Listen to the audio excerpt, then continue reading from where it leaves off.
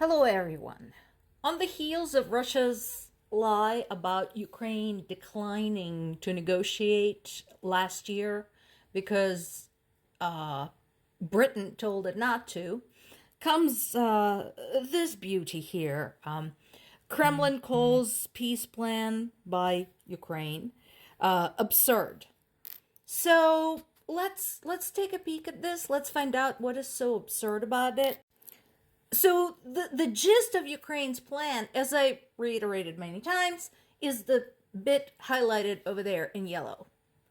Oh my God, how absurd. Outrageous, in fact. A sovereign state wants an invading army to leave and wants its country back. Wow. How dare they?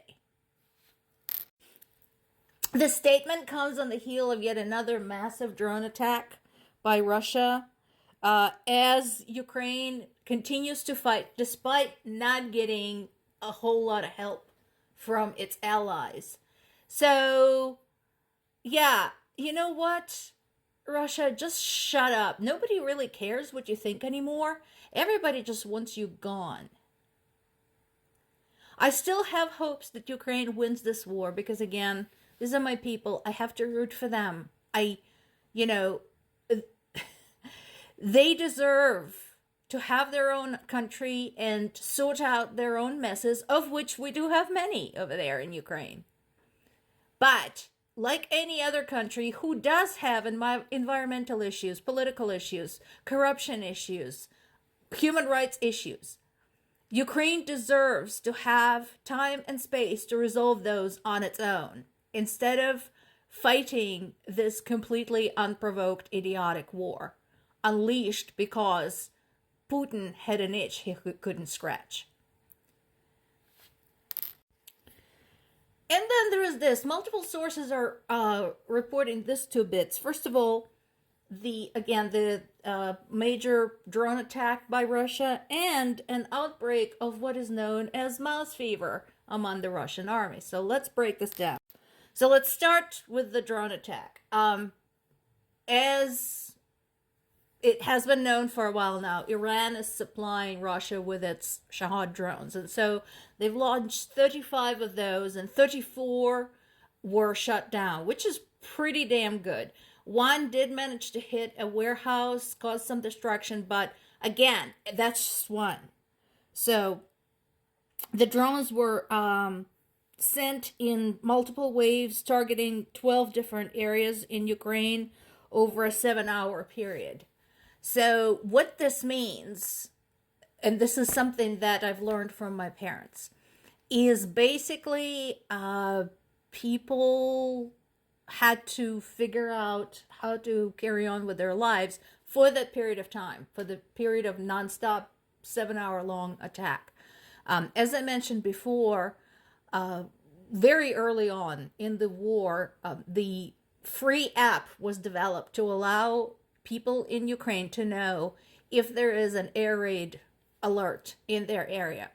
And there's two types of alerts. One is national, where there's a big wave coming in and, it's hard to tell where the targets are. And then the other one is local. That is when they know the exact direction of missiles, drones, bombs, whatever. And so they notify just people in the specific area. And so what this means, likely, considering this was a big attack in multiple waves going on over several hours, that this was a national alert. So people had to basically stay up, be prepared to go into hiding at any moment, and so on and so forth. Now, on to the mouse fever. So it is no mystery that conditions in which the Russian troops exist in Ukraine are terrible. I've been saying this for a long time. They would be a lot better off and safer in Ukrainian custody than they are in the Russian trenches. It's filthy, it's dirty, there is human waste and food waste all over the place. And of course, there's extensive use of alcohol and drugs, which has been well documented and led to either death or grave illness of quite a few of the Russian soldiers. So, this particular illness, the initial symptoms resemble the flu, and then it gets worse. When the outbreak began, and a lot of soldiers started complaining about body aches and fever, the commanders ignored it, assuming that they were just faking it, trying to get out of fighting, which wouldn't be surprising at all. But when the soldiers started bleeding out of their eyes, that's when the red flags went up. So this bit is from Kiev Post. Oh, so it's directly from, Ukrainian sources. So, and there's a very good summary of what mouse fever actually is.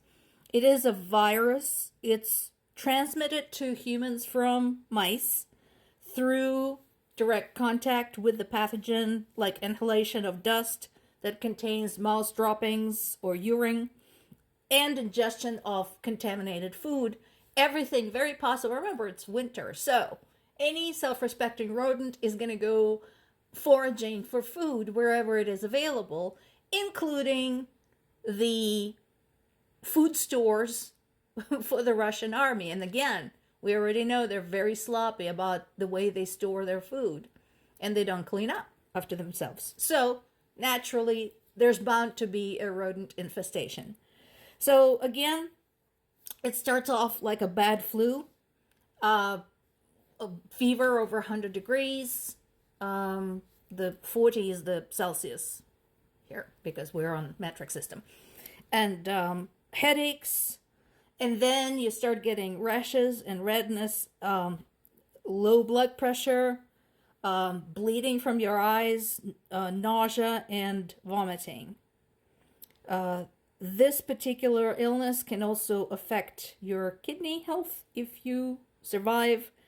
The subsequent issues might persist the rest of your life.